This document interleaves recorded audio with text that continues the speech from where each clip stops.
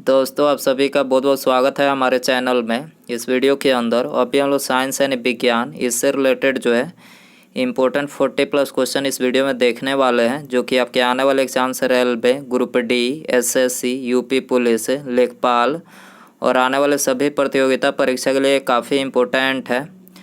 तो दोस्तों आप इस वीडियो को बहुत ध्यान से लास्ट तक देखिए। चैनल पर नए हैं तो चैनल को सब्सक्राइब कर बेल आइकन यानी जो घंटी का निशान है इसे ज़रूर से ऑन कर दें, ठीक है।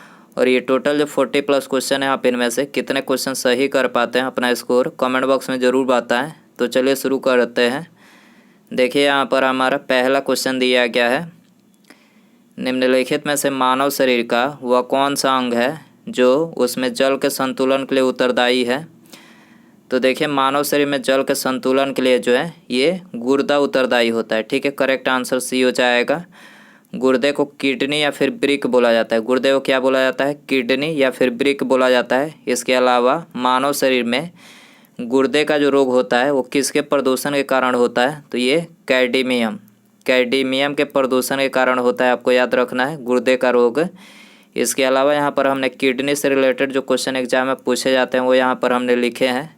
तो देखिए पहला दिया गया है, किडनी का क्या कार्य होता है? किडनी का जो कार्य होता है, पहला कार्य इसका होता है यह रक्त को साफ करता है और अपशिष्ट उत्पादों को निकालता है। इसका दूसरा कार्य होता है यह शरीर में खनिजों को नियंत्रित करता है और हार्मोन उत्पन्न करता है। इसका दूसरा कार्य है। अगला क्वेश्चन दिया गया है, हमारे शरीर में कचरे को हटाने की प्रक्रिया को क्या कहते हैं? हमारे शरीर में कचरे को हटाने की प्रक्रिया को क्या कहते हैं? उत्सर्जन कहते हैं, ठीक है। यदि कोई व्यक्ति डायलिसिस पर होता है तो वह किस बीमारी से पीड़ित है? तो किडनी रोग से। यदि कोई व्यक्ति डायलिसिस पर होता है तो वह किस बीमारी से पीड़ित है? किडनी रोग से पीड़ित है। किडनी रोग से पीड़ित होने के लक्षण क्या है? किडनी रोग से जो व्यक्ति पीड़ित होता है तो उनके लक्षण क्या होते हैं? तो देखिए इनके 3 लक्षण होते हैं। पहला लक्षण उच्च रक्तचाप, दूसरा श्वसन समस्या मतलब सांस लेने में समस्या होती है, तीसरा चेहरा, पैर आदि पर जो है सूजन हो जाता है। तो ये किडनी रोग के लक्षण है, आपको याद रखना है। किडनी हमारे शरीर में कहाँ मौजूद होती है? तो किडनी जो होता है तो ये शरीर के पीछे कमर के ठीक ऊपर, शरीर के पीछे कमर के ठीक ऊपर जो है किडनी मौजूद होता है। अगला क्वेश्चन देखते हैं, क्वेश्चन नंबर 2 है, दुग्धजनक हार्मोन का स्राव कहाँ पर होता है? दुग्धजनक हार्मोन का स्राव कहाँ पर होता है? तो ये होता है पीयूष में, ठीक है। पीयूष ग्रंथि में होता है। करेक्ट आंसर ऑप्शन डी हो जाएगा। पीयूष ग्रंथि की बात करें तो ये मानव शरीर की सबसे छोटी ग्रंथि है। पीयूष ग्रंथि जो है मानव शरीर की सबसे छोटी ग्रंथि है। इसे मास्टर ग्रंथि के नाम से भी जाना जाता है। मास्टर ग्रंथि आपको याद रखना है, पीयूष ग्रंथि को बोला जाता है। और सबसे बड़ी ग्रंथि पूछा जाए तो यकृत जो होता है, यकृत ये मानव शरीर की सबसे बड़ी ग्रंथि है। ये भी क्वेश्चन पूछा जाता है। मानव शरीर की कौन सी ग्रंथि पीयूष ग्रंथि से हार्मोन के रिसाव को नियंत्रित करती है? मानव शरीर की कौन सी ग्रंथि पीयूष ग्रंथि से हार्मोन के रिसाव को नियंत्रित करती है? तो यह है हाइपोथैलेमस ग्रंथि, ठीक है। हाइपोथैलेमस ग्रंथि जो है पीयूष ग्रंथि से हार्मोन के रिसाव को नियंत्रित करती है। डी आंसर हो जाएगा। क्वेश्चन नंबर 4 है, दूध में कौन सा प्रोटीन शर्करा युग्म होता है? दूध में कौन सा प्रोटीन शर्करा युग्म होता है? तो कैसिन और लैक्टोज होता है, ठीक है। करेक्ट आंसर बी हो जाएगा। क्वेश्चन नंबर 5 है, मौखिक गर्भ निरोधक के रूप में प्रयुक्त हार्मोन है। मौखिक गर्भ निरोधक के रूप में प्रयुक्त हार्मोन है तो यह है प्रोजेस्टेरॉन, ठीक है। करेक्ट आंसर बी हो जाएगा। इसके अलावा एस्ट्रोजन की बात करें तो ये महिला सेक्स हार्मोन है। महिला सेक्स हार्मोन पूछा जाए कि कौन सा है? तो एस्ट्रोजन महिला सेक्स हार्मोन है। और टेस्टोस्टेरोन की बात करें, टेस्टोस्टेरोन भी पूछा जाता है एग्जाम में, तो ये पुरुष सेक्स हार्मोन है। क्या है? पुरुष सेक्स हार्मोन कौन सा है? टेस्टोस्टेरोन। क्वेश्चन नंबर 6 है, मनुष्य में किसका पता लगाने के लिए अस्थि भवन परीक्षण किया जाता है? किसका पता लगाने के लिए अस्थि भवन परीक्षण किया जाता है? तो अंतरिम आयु का पता लगाने के लिए जो है अस्थि भवन परीक्षण किया जाता है। बी आंसर हो जाएगा। क्वेश्चन नंबर 7 है, निम्नलिखित में से कौन सा विटामिन सामान्यतः मूत्र में मानव द्वारा उत्सर्जित किया जाता है? कौन सा विटामिन सामान्यतः मूत्र में मानव द्वारा उत्सर्जित किया जाता है? तो करेक्ट आंसर डी हो जाएगा। ए और बी दोनों, मतलब विटामिन बी और सी, ठीक है। विटामिन बी और सी जो है ये समानतः मूत्र में जो है मानव के द्वारा उत्सर्जित किया जाता है। क्वेश्चन नंबर 8 है, एमआरआई का फुल फॉर्म क्या है? वेरी इंपॉर्टेंट क्वेश्चन है। एमआरआई का फुल फॉर्म क्या है? करेक्ट आंसर बी हो जाएगा, मैग्नेटिक रेजोनेंस इमेजिंग, ठीक है। मैग्नेटिक रेजोनेंस इमेजिंग जो है इसका फुल फॉर्म होता है, ठीक है। करेक्ट आंसर बी हो जाएगा। क्वेश्चन नंबर 9 है, बच्चों के अंगों की अस्थियां मुड़ जाती है यदि शरीर में डैश विटामिन की कमी हो। तो यदि शरीर में जो है ये विटामिन डी की कमी है तो बच्चों की जो अस्थियां होती है वो मुड़ जाती है। तो करेक्ट आंसर सी हो जाएगा। क्वेश्चन नंबर 10 है, निम्नलिखित में से कौन सा रोग प्रायः वायु के माध्यम से फैलता है? कौन सा रोग जो है वायु के माध्यम से फैलता है? तो ट्यूबरकुलोसिस, ठीक है। ट्यूबरकुलोसिस वायु के माध्यम से फैलता है, सी आंसर हो जाएगा। क्वेश्चन नंबर 11 है, निम्नलिखित में से कौन सा एक वैक्सीन नहीं है? तो कौन सा इसमें वैक्सीन नहीं है? बीसीजी की बात करें वैक्सीन है, एंटी रेबीज ये भी वैक्सीन है, पोलियो वैक्सीन ये भी वैक्सीन है, और प्रोजेस्टेरॉन जो है ये एक हार्मोन है, ठीक है। प्रोजेस्टेरॉन क्या है? हार्मोन है। तो बाकी तीनों वैक्सीन है, डी आंसर हो जाएगा इसका। दो प्राथमिक रंग लाल और नीले के मिश्रण से कौन सा सेकेंडरी रंग प्राप्त होता है? लाल और नीले के मिश्रण से कौन सा रंग प्राप्त होता है? मैजेंटा रंग प्राप्त होता है। करेक्ट आंसर डी हो जाएगा। आँख के किस भाग द्वारा आँख में प्रवेश करने वाले प्रकाश की मात्रा नियंत्रित होती है? तो आँख में प्रवेश करने वाले प्रकाश की मात्रा जो है किसके द्वारा नियंत्रित होती है? आइरिस के द्वारा। याद रखना है किसके द्वारा? आइरिस के द्वारा, सी आंसर हो जाएगा। क्वेश्चन नंबर 14 है, एक सामान्य व्यक्ति में स्पष्ट दृष्टि की न्यूनतम दूरी कितनी होनी चाहिए? देखिए क्वेश्चन बहुत बार पूछा गया है, ठीक है। वेरी इंपॉर्टेंट क्वेश्चन है। तो 25 सेंटीमीटर जो है स्पष्ट दृष्टि की न्यूनतम दूरी होती है एक सामान्य व्यक्ति में।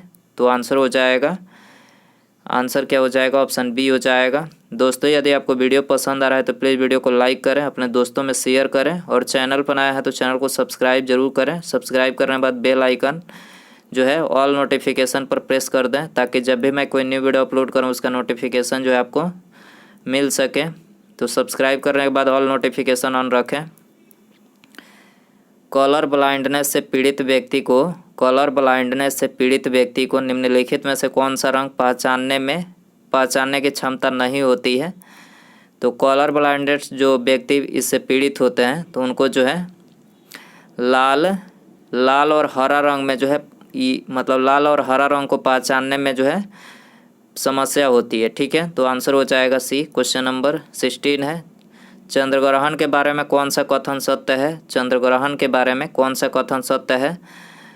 तो देखिए पहला कथन दिया गया है, चंद्रग्रहण की स्थिति में चंद्रमा और सूर्य के बीच पृथ्वी होती है। करेक्ट है, चंद्रग्रहण की स्थिति में चंद्रमा और सूर्य के बीच क्या होती है? पृथ्वी होती है, तभी जो है चंद्रग्रहण लगता है। और यह घटना कब होती है? पूर्णिमा के दिन होती है। तो यहाँ पर 1 और 2 दोनों ही करेक्ट है, 1 और 2 यहाँ पर दोनों ही करेक्ट है, सी आंसर हो जाएगा 1 और 2 दोनों। सूर्य ग्रहण की बात करें तो सूर्य ग्रहण जो होता है सूर्य तथा पृथ्वी के बीच चंद्रमा आ जाती है, सूर्य और पृथ्वी के बीच जो है चंद्रमा आ जाती है, तब जो है सूर्य ग्रहण होता है। और यह घटना कब होता है? अमावस्या के दिन। अमावस्या के दिन जो है सूर्य ग्रहण होता है, आपको याद रखना है। क्वेश्चन नंबर 17 है, परिदर्शी यानी पेरिस्कोप में दोनों समतल दर्पण एक दूसरे से कितने डिग्री कोण पर स्थित होता है? पेरिस्कोप में दोनों समतल दर्पण एक दूसरे से कितने डिग्री कोण पर स्थित होता है? तो देखिए ये स्थित होता है 45 डिग्री पर, ठीक है। तो करेक्ट आंसर बी हो जाएगा। इसके अलावा परिदर्शी जो होता है यह किस सिद्धांत पर कार्य करता है? परावर्तन, ठीक है। परावर्तन के सिद्धांत पर यह कार्य करता है, आपको याद रखना है। क्वेश्चन नंबर 18 है, अवतल लेंस में हमेशा निम्नलिखित में से कौन सा प्रतिबिंब बनता है? तो अवतल लेंस में आभासी और सीधा प्रतिबिंब बनता है। करेक्ट आंसर बी हो जाएगा। अंतदर्शी यानी इंडोस्कोप किस सिद्धांत पर आधारित होता है? इंडोस्कोप जो है किस सिद्धांत पर आधारित होता है? पूर्ण आंतरिक परावर्तन के सिद्धांत पर आधारित होता है, डी आंसर हो जाएगा। निम्नलिखित में से नेत्रों का कौन सा भाग नेत्रों के विशिष्ट रंग के लिए उत्तरदायी होता है? नेत्रों के विशिष्ट रंग के लिए उत्तरदायी कौन होता है? परितारिका। ठीक है, करेक्ट आंसर ये हो जाएगा। क्वेश्चन नंबर 21 है, शरीर के आंतरिक भागों के निरीक्षण के लिए प्रयुक्त यंत्र कौन सा है? तो प्रयुक्त यंत्र है एंडोस्कोप। ठीक है, करेक्ट आंसर सी हो जाएगा। क्वेश्चन नंबर 22 है, प्रकाश तंतु यानी ऑप्टिकल फाइबर का उपयोग निम्नलिखित में से किस में किया जाता है? ऑप्टिकल फाइबर का प्रयोग जो है किस में किया जाता है? तो इनमें सभी में किया जाता है। डी आंसर हो जाएगा। शरीर के अंदर लेजर किरण को भेजने में जो है ऑप्टिकल फाइबर का उपयोग किया जाता है। प्रकाश संकेतों के दूर संचार में किया जाता है और मनुष्य के शरीर के आंतरिक भागों के परीक्षण में किया जाता है। तो इन तीनों में किया जाता है ऑप्टिकल फाइबर का उपयोग। दो समतल दर्पण की सहायता से किसी वस्तु के 3 प्रतिबिंब प्राप्त करने के लिए दर्पण के बीच कितना कोण होना चाहिए? दो समतल दर्पण की सहायता से किसी वस्तु के 3 प्रतिबिंब प्राप्त करने के लिए दर्पण के बीच कितना कोण होना चाहिए?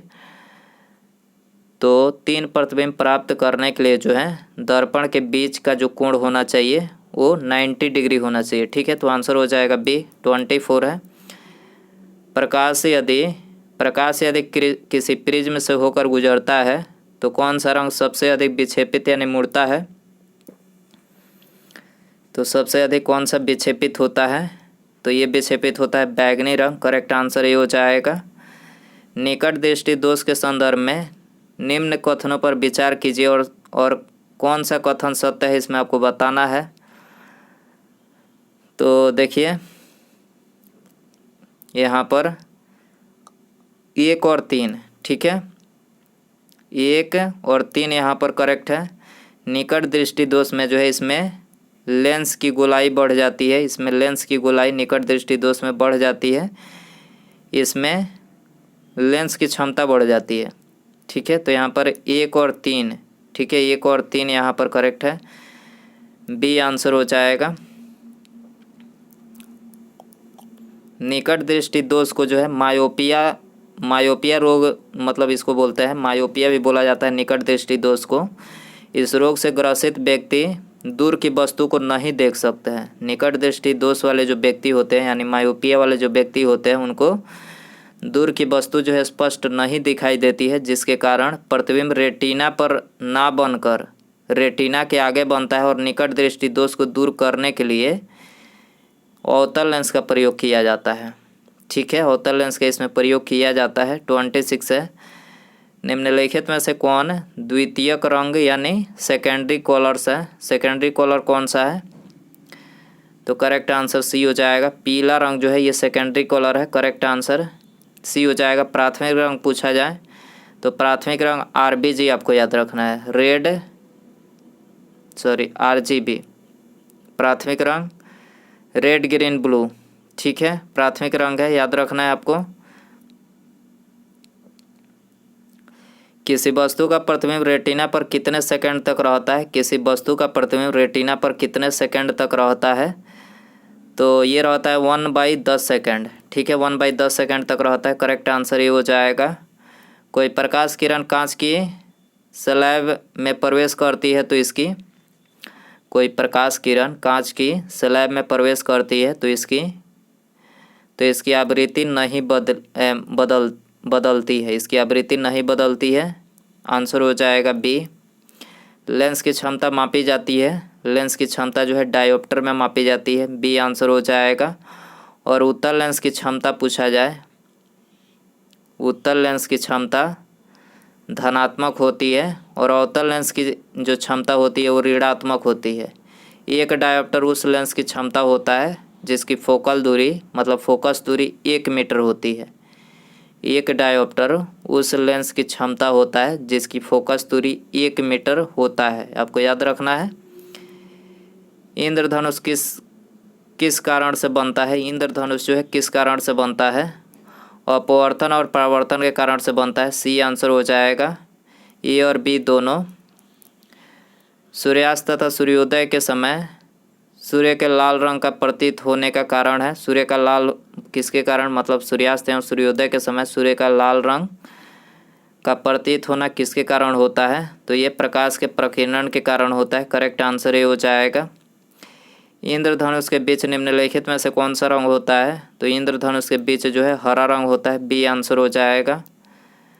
सरल सूक्ष्मदर्शी में निम्नलिखित में से किस प्रकार का लेंस का प्रयोग किया जाता है। सरल सूक्ष्मदर्शी में किस प्रकार का लेंस का प्रयोग किया जाता है, तो ये उत्तल लेंस का प्रयोग किया जाता है। करेक्ट आंसर ये हो जाएगा।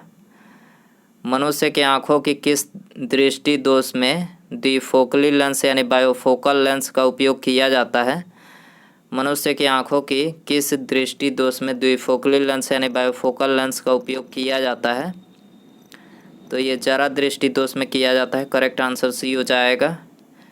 जब प्रकाश के लाल, हरा और नीला रंगों का समान अनुपात में मिलाया जाता है तो निम्नलिखित में से परिणामी रंग कौन सा होगा।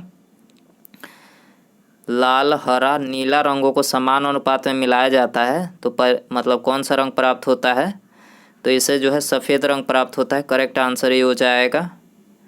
पानी में हवा का बुलबुला वैसे ही कार्य करेगा जैसे करता है, जैसे कि अवतल लेंस करता है। जैसे कि अवतल लेंस करता है वैसे ही पानी में जो है हवा का बुलबुला कार्य करेगा। ठीक है, तो करेक्ट आंसर बी हो जाएगा। उत्तल या अवतल दर्पण के मध्य बिंदु कहलाती है। उत्तल या अवतल दर्पण के मध्य बिंदु जो होती है वो क्या कहलाती है, ध्रुव कहलाती है। ठीक है, सी आंसर हो जाएगा। निम्नलिखित में से कौन सा मिलान गलत है, गलत मिलान आपको बताना है। तो यहाँ पर हीरे का चमकना जो है पूर्ण आंतरिक परिवर्तन है, तो ये करेक्ट है। दूसरा दिया गया है तारों का टिमटिमाना, तो तारों का टिमटिमाना जो है पूर्ण आंतरिक परिवर्तन के कारण नहीं टिमटिमाते हैं। तारे जो टिमटिमाते हैं ये अपवर्तन यानी रिफ्लेक्शन के कारण टिमटिमाते हैं, आपको याद रखना है। तो दूसरा ही कथन जो है यहाँ पर गलत है। तारों का टिमटिमाना क्या होगा, अपवर्तन यानी रिफ्लेक्शन के कारण, आपको याद रखना है, एग्जाम में पूछा जाएगा। आकाश एवं समुद्र का नीला रंग प्रकीर्णन के कारण, आकाश एवं समुद्र का नीला रंग प्रकीर्णन के कारण। चौथा दिया गया है साबुन का बुलबुला का रंग बिरंग दिखाई देना। साबुन का बुलबुला जो रंग बिरंग का दिखाई देता है किसके कारण दिखाई देता है, व्यक्तिकरण के कारण। ध्यान में रखना है ये बातें। ठीक है, एग्ज़ाम देते टाइम कन्फ्यूजन हो जाता है। ठीक है, तो आपको ध्यान रखना है। बुलबुला जो साबुन का बुलबुला होता है व्यक्तिकरण के कारण, हीरे चमकता है पूर्ण आंतरिक परिवर्तन के कारण, तारे जो टिमटिमाते हैं वो अपवर्तन यानी रिफ्लेक्शन के कारण, आकाश और समुद्र का नीला रंग जो होता है प्रकीर्णन के कारण। ठीक है, निम्नलिखित में से कौन सा प्रोटीन बाल में पाया जाता है। बाल में कौन सा प्रोटीन पाया जाता है, तो देखिए बाल में केराटिन जो होता है प्रोटीन वही पाया जाता है। केराटिन प्रोटीन बाल में पाया जाता है, बी आंसर हो जाएगा। तो दोस्तों ये थे साइंस यानी विज्ञान के इम्पोर्टेंट 40+ क्वेश्चन। आई होप कि ये वीडियो आपको पसंद आया रहेगा। पसंद आया तो प्लीज़ वीडियो को लाइक करें, दोस्तों में शेयर करें। चैनल पर आया है तो चैनल को सब्सक्राइब करके बेल आइकन यानी जो घंटी का निशान है उसे ऑल नोटिफिकेशन पर प्रेस कर दें, ताकि जब भी मैं कोई न्यू वीडियो अपलोड करूँ, डेली तो न्यू वीडियो अपलोड करता ही हूँ, तो उसका नोटिफिकेशन जो है आपको समय से मिल सके। तो सब्सक्राइब करने के बाद ऑल नोटिफिकेशन पर ऑन कर दें बेल आइकन पे। ठीक है, मिलते हैं अगले वीडियो में। नमस्कार, जय हिंद, जय भारत।